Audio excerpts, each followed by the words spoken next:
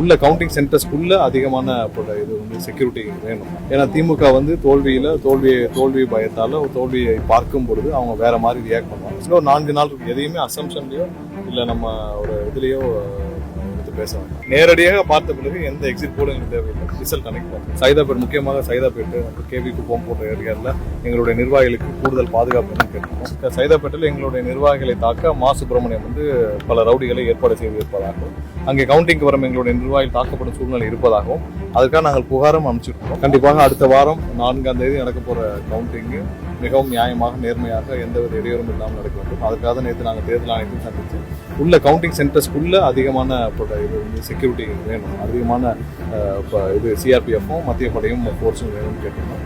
ஏன்னா திமுக வந்து தோல்வி பயத்தால தோல்வியை பார்க்கும் பொழுது அவங்க வேற மாதிரி ரியாக்ட் பண்ணுவாங்க. ஸோ அதையெல்லாம் ஹேண்டில் பண்ணுறதுக்கு சரியான நிலையில் தேர்தல் ஆணையம் தயாராக இருக்கணும். அவங்களும் அதுக்கு தயாராக இருக்குன்னு சொல்லியிருக்காங்க.